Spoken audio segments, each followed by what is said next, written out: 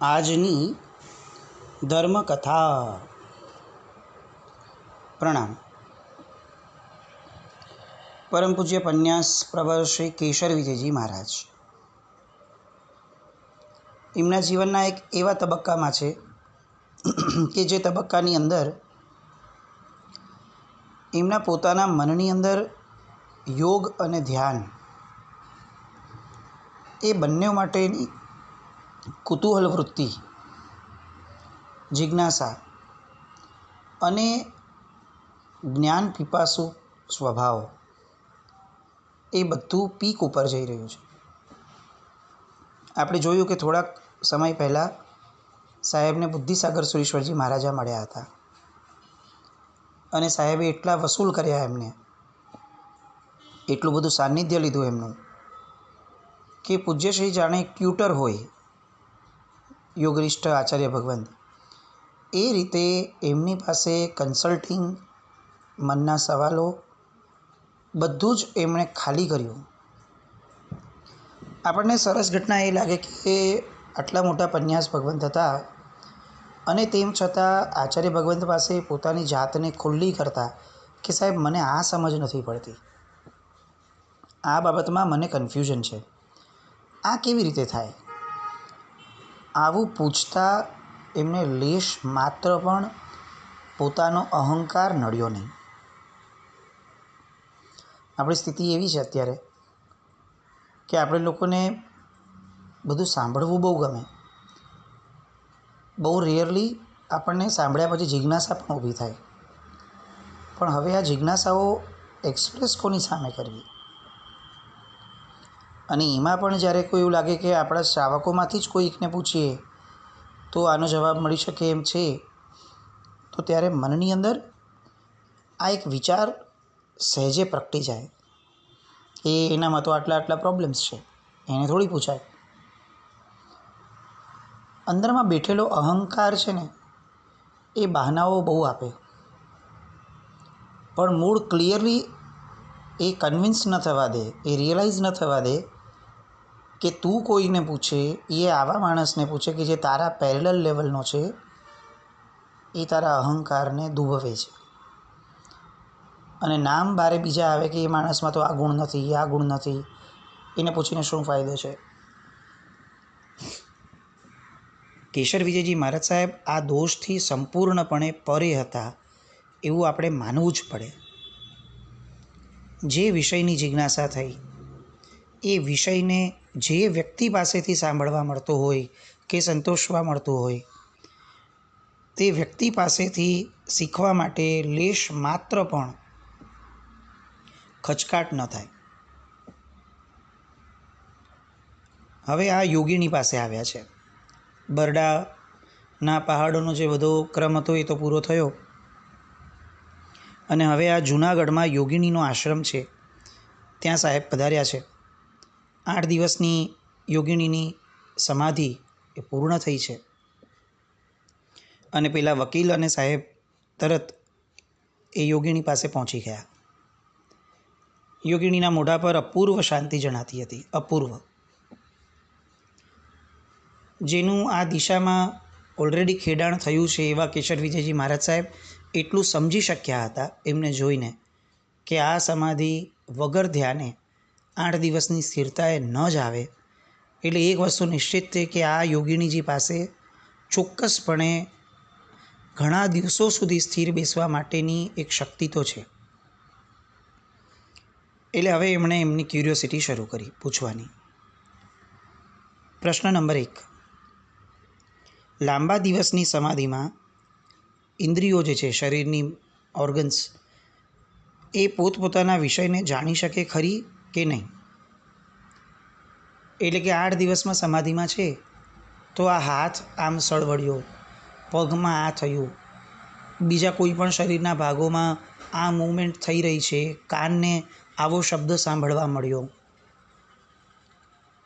ક્યાંક કોઈક શરીરના ભાગ ઉપર ખંજવાળ આવી, તો આ બધી ઇન્દ્રિયો જે છે એ આ રીતના વિષયોને જાણી શકે કે જાણી જ ન શકે? આવો એક પ્રશ્ન સાહેબને થયો, કારણ કે સાહેબે અત્યાર સુધી લાંબા દિવસની સ્થિરતાવાળું ધ્યાન ક્યારે કર્યું નથી. યોગિનીજીએ જવાબ આપ્યો કે લાંબા દિવસની સમાધિમાં જીવ જ્યારે જાય ત્યારે શરીર અને ઇન્દ્રિયો સાવ જળવત બની જાય છે, ઓલમોસ્ટ જળ. એટલે એ વિષય કઈ રીતે ગ્રહણ કરે? મૃત તત્વ છે, બોડી છે, ડેડ બોડી, એ જળવત છે. તો એને કોઈ ખંજવાળ નથી આવતી, એને કોઈ શબ્દ સંભળાતો નથી, એને કોઈ હાથ પગનું હલનચલન નથી. તો જે રીતે આત્મા નીકળી જવા પછીથી શરીર જળવત બની જાય છે, આપણે એને મૃત્યુ કહીએ છીએ, એ રીતે આવી લાંબી સમાધિમાં જે જીવ જાય એ ઇન્દ્રિયોમાંથી આત્મ પ્રદેશોને ખેંચી લે છે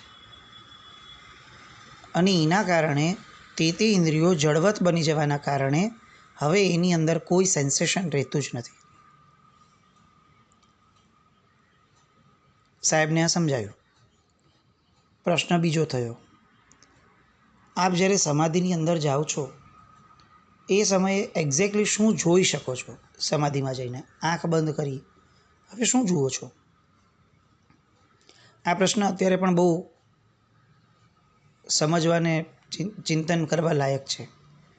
અત્યારે જેટલા પણ ધ્યાનના યોગો વગેરે થઈ રહ્યા છે, આ બધામાં આંખ બંધ કરીને બેસવું, કંઈક વિઝ્યુઅલાઇઝ કરવું, પોતાની સેલ્ફને આવી જોવી, આ રીતે થાય છે એવું પોઝિટિવિટીમાં રહેવું, આવું કંઈક ને કંઈક આલંબન મૂકવાનો પ્રયાસ થતો જ રહે છે અને એમાં કોન્સ્ટન્ટ આગળ વધી રાખે છે. જેમ નવું વ્યક્તિ આવે આ ક્ષેત્રમાં એ કંઈક નવો વિચાર લઈને આવે.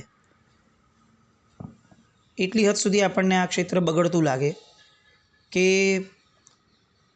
કોઈક એવા પણ આવે છે કે જે એમ કે તમે તમારી જાતને પૈસાદાર જુઓ તો તમને પૈસા મળશે. વિઝ્યુલાઇઝ કરો કે તમારી ઉપર ધનની વર્ષા થઈ રહી છે. ધ્યાન અને આ વસ્તુઓ એ બે સંપૂર્ણપણે અલગ રહેવી જોઈએ. ધ્યાનમાં ભૌતિકતા આવે એટલે એ કરપ્ટેડ થાય અને કરપ્ટેડ ધ્યાન એ તો બહુ ભયંકર નુકસાન કરતા છે, કારણ કે એમાં ધ્યાનની પ્રક્રિયાની શુભતા મરી જાય છે, ધ્યાનની પ્રક્રિયાને જોવાનો એંગલ બદલાઈ જાય છે. એટલે હવે ભવિષ્યમાં ધ્યાન પણ ઉપકારી નહીં થઈ શકે, ભવિષ્યમાં પણ નહીં, કારણ કે આપણી માટે ધ્યાનની બિલીફ જ આખી અલગ થઈ ગઈ. એના કરતાં જ્યારે ધ્યાન નહોતા કરતા ત્યારે એટલીસ્ટ ધ્યાનની ગરિમા, ડિગ્નિટી એ તો વ્યવસ્થિત હતી. એટલે ધ્યાનને ધ્યાનની રીતે લેવું જોઈએ. એટલે અહીંયા પ્રશ્ન થાય છે કે તમે સમાધિમાં જ્યારે જાઓ છો ધ્યાનમાં, ત્યારે એક્ઝેક્ટલી જોઈ શું શકો છો? એટલે પેલા યોગિણીએ બહુ જ અપ્રોપ્રિએટ ભાષામાં એક જ ટૂંકા શબ્દની અંદર જવાબ આપ્યો કે હું સમાધિમાં હોઉં ત્યારે હું કંઈ પણ જોઈ શકતી નથી, કંઈ પણ નહીં. નિષ્ક્રિયતા એ જ ધ્યાનની સક્રિયતા છે. ધ્યાન સક્રિય થવા માટે નથી, સક્રિય તો છીએ જ, અક્રિય થવાનું છે. અને અક્રિય થવા પહેલાં એક જે સ્ટેશન આવે એ નિષ્ક્રિયતા છે. ધ્યાન એટલે નિષ્ક્રિય થઈને બેસવું એમ નહીં, ધ્યાન એટલે અક્રિય થઈને રહેવું. પણ જીવ ડાયરેક્ટ અક્રિય નથી થઈ શકતો, એટલે સૌથી પહેલાં સક્રિયમાંથી નિષ્ક્રિય થાય. પણ એનું લક્ષ્ય નિષ્ક્રિય રહેવાનું નથી, અક્રિય બનવાનું છે. એ ક્રિયાનો કરતા નથી, કરનાર નથી, એ ક્રિયાનો જાણનાર છે. આવી અનુભૂતિ એ ધ્યાન છે. સાહેબે પૂછ્યું કે જો તમે આપ સમાધિમાં જળ સ્વરૂપ હોવાથી કંઈ જોઈ શકતા નથી, સમાધિ ઇન્દ્રિયોને જડ કરી નાખે છે, અને સમાધિમાં જો જ્ઞાન પ્રગટ થયું હોય અને એનો આનંદ આવી શકતો હોય તો આ સમાધિ ઉપયોગી છે. આ શૂન્ય દશાવાળી ઝીરો જે થઈ જવાય છે એ ધ્યાન તો કંઈ ઉપયોગી થોડી કહેવાય. તો આવું ધ્યાન કેમ કરવાનું? આમાં બેનિફિટ શું? આવો સહેજે પ્રશ્ન આપણને પણ થાય અને સાહેબને પણ થયો કે જો તમે એમ કહેશો કંઈ કરવાનું જ નથી, કંઈ કરવાનું જ નથી, કંઈ મેળવવાનું પણ નથી ને કંઈ મળશે પણ નહીં, તો ભાઈ એ ક્રિયા કરીને ફાયદો શું છે? અને ત્યારે યોગિણીએ એક યોગિણીને છાજે એવો જવાબ આપ્યો કે તમે સમાધિ કરો અને જાતે લક્ષ્ય બાંધો અને પછી જ્યારે ઓબ્ઝર્વ કરશો ત્યારે જ તમને આ પ્રશ્નનો જવાબ મળશે કે સમાધિ દ્વારા મળે છે શું. આ જવાબ બહુ ઇફેક્ટિવ છે. ઘણા આનંદ જીવનમાં એવા હોય કે જે આનંદને વ્યક્ત કરી જ ન શકાય, અને જો એને વ્યક્ત કરી શકાય છે તો એનો અર્થ એ છે કે એ આનંદનું ઊંડાણ નથી. આપણે ઘણી બધી વાર ઘણી આરાધના કરીને એટલું બધું ગાઈ લઈએ લોકોની સામે કે આજે આ કરવામાં બહુ મજા આવી, આ બહુ સરસ હતું, તો એવું માનવું પડે કે આ અંદર ઉતર્યો નથી, આ બારોબાર છબછબિયા થાય છે. નહીં તો છાંટા ઉડે નહીં લોકોને. જે અંદર એકવાર બ્લોટ થઈ ગયું હોય એના છાંટા કેવી રીતે ઉડે? પણ આ બ્લોટ થયું જ નથી, આ બારને બાર રમાએ રાખે છે. અહીંયા યોગિનીજીએ આ જ એંગલથી જવાબ આપ્યો. એ ધારત તો કદાચ ધ્યાનની ને સમાધિની સિદ્ધિઓ ગણાવી શક્યા હોત. પણ યોગી જીવ એ છે કે જેને કંઈ સાબિત કરવું જ નથી જીવનમાં. સામો વિરોધ કરે તો પણ શું, સામો સહયોગ આપે તો પણ શું, સામો અનુમોદના કરે તો પણ શું, સામો નિંદા કરે તો પણ શું, એ અનુભૂતિના સ્તરમાં છે. એને હવે ડિસ્કશનમાં રસ નથી હોતો. આ ધ્યાનની એક દશા છે, આ જીવની એક ઉચ્ચતમ દશામાંનો ભાગ છે કે કોઈ તમને ખોટું પણ સાબિત કરે તો પણ તમને એમ થાય કે એ બરાબર છે, એનો વિષય હોઈ શકે, મારે એમાં આર્ગ્યુમેન્ટ કેમ કરવાની, મારે મારી સેલ્ફને ક્લેરિફાઈ શું કામ કરવાની. બચાવ તો ખોટો માણસ કરે, સાચો માણસ ક્યારે બચાવ ન કરે. આવા કેટલાક પ્રશ્નો સાહેબ એ યોગિનીજીને પૂછ્યા. યોગિનીજીએ જેટલા પૂછાયા એના જવાબ આપ્યા. સાહેબને કેટલેક અંશે સંતોષકારક જવાબ થયો. ફરી પાછા ગામના ઉપાશ્રયમાં ગયા. કેટલાક દિવસ પછી પાછું એમને કેટલાક પ્રશ્નો થયા, ફરી પાછા આવ્યા. સાહેબ દરેક પ્રશ્ન પૂછતા પહેલાં એનું હોમવર્ક કરતા હતા અને હોમવર્કમાં બધું રેડી કરીને આવતા હતા, કારણ કે એમને આ યોગિનીજીના સમયની કિંમત હતી. પોતાને જે સમય મળે છે યોગિનીજી સાથેનો, એ સમયની એક એક પળ એ કેટલી કિંમતી છે એ એમની જાણકારીમાં હતું, અને એટલે તેઓ એક પણ ક્ષણને નિરર્થક નહોતા જવા દેતા. કેશર વિજયજી મહારાજ યોગિનીજી સાથે ચર્ચા કરવાના સમયને જેટલો મહત્ત્વનો ગણતા હતા અને એના કારણે જે પૂર્વ ભૂમિકાઓ રચીને જતા હતા, આપણે પરમાત્માની પૂજાને પણ એટલો વર્થ ગણીએ છીએ કે નહીં એ જોવું જોઈએ. સામાયિક કરીએ છીએ તો એમાં પૂર્વ ભૂમિકા છે, પૂજા કરવા જઈએ છીએ તો થોડી ઘણી પૂર્વ ભૂમિકાનો ભાગ છે. અચાનક આવી જશે આપણને ભાવો. કયા બેઝ ઉપર આપણે પોતાની જાતને એક્સપેક્ટેશનમાં આવા રાખીએ છીએ કે આપણે તો બધું ઇન્સ્ટન્ટ કરી લઈશું. સતત મન જે પરમાત્માની ભક્તિથી વાસિત થયું જ નથી, એ અચાનકથી 20 મિનિટની પૂજામાં કઈ રીતે થશે? આવો વિચાર આવવો જોઈએ અને મનને પૂર્વ ભૂમિકામાં રદ કરતા રહેવું જોઈએ કોઈ પણ આરાધનાના. સાહેબ શિવજીભાઈને મળ્યા.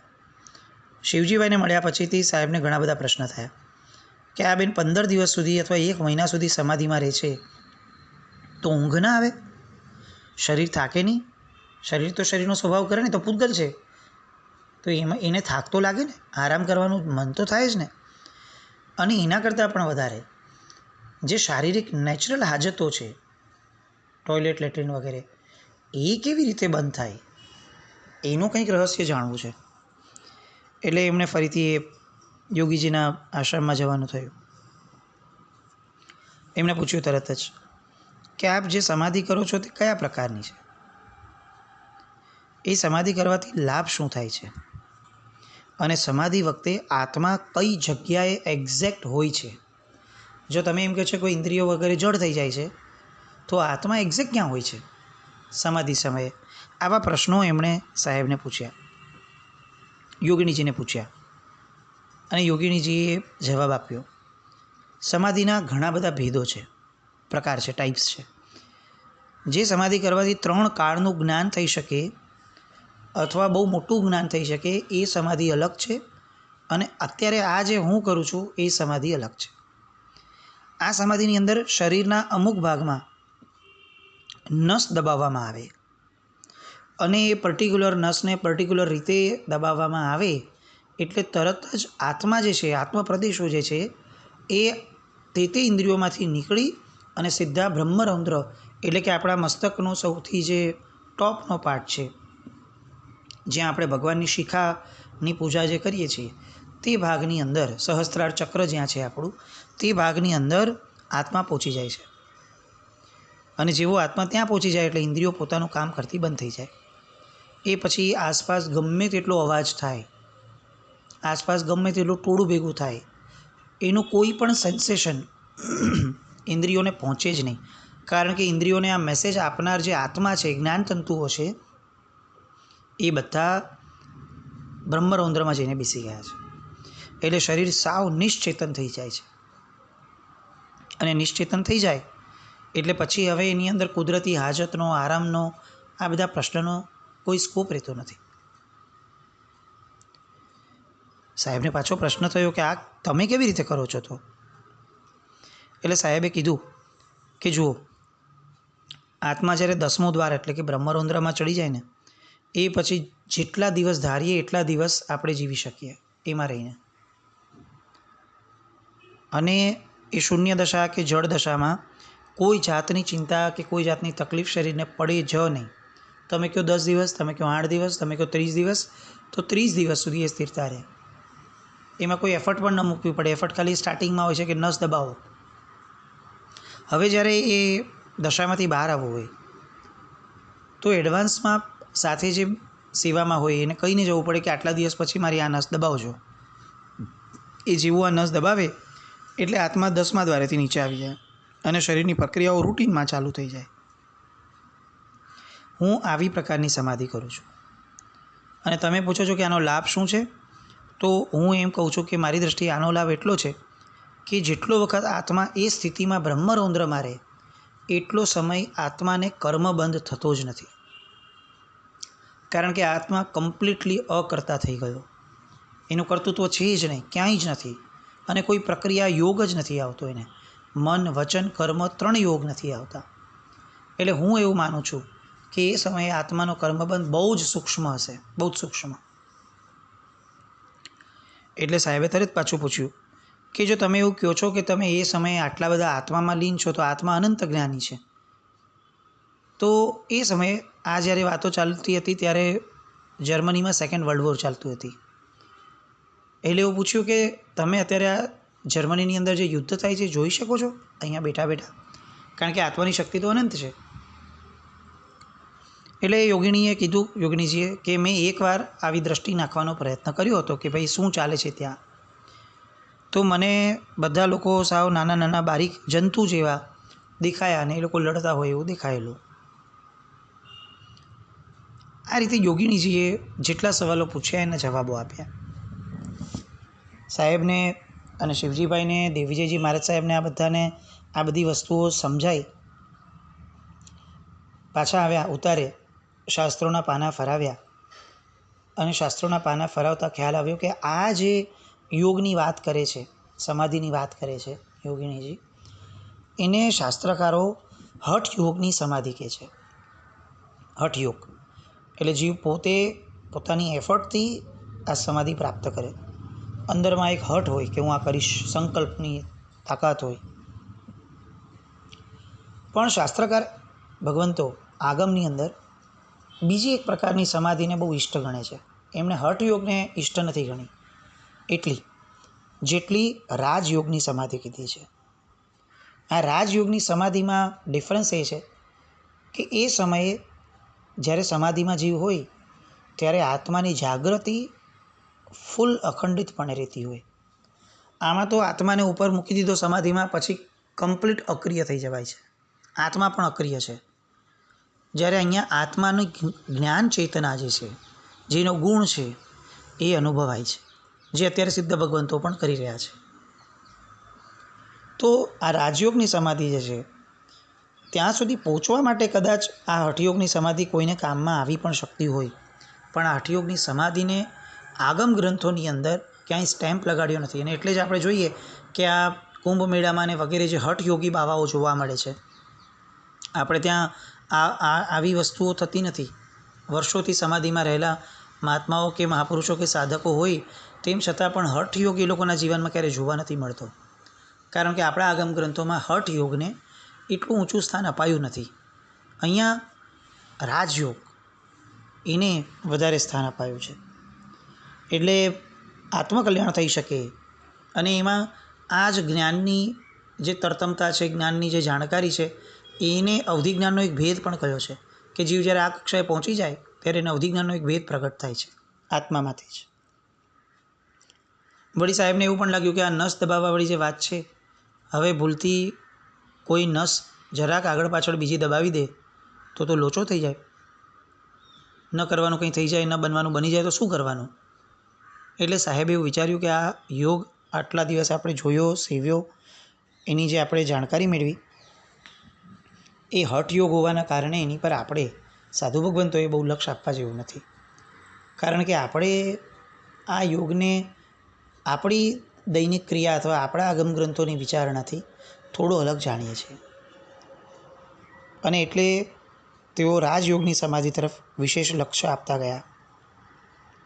અને ત્યાંથી સાહેબે પછીથી અંતે આ આખા વિષયને જે જિજ્ઞાસા અને જે કુતૂહલ વૃત્તિ સાથે સાહેબ આવ્યા હતા એ સંતોષાઈ જવાના કારણે હવે આ વિષય ઉપર સાહેબ વધુ ઊંડાણમાં ન જતા રૂટીન લાઈફની અંદર હવે સાહેબ ચાતુર્માસ માટે ત્યાંથી જૂનાગઢથી ધોરાજી જવા માટે અગ્રિમ બન્યા. અને પછી ચાતુર્માસ વગેરેમાં કઈ કઈ ઘટનાઓ બની એ આવતીકાલે જોઈએ.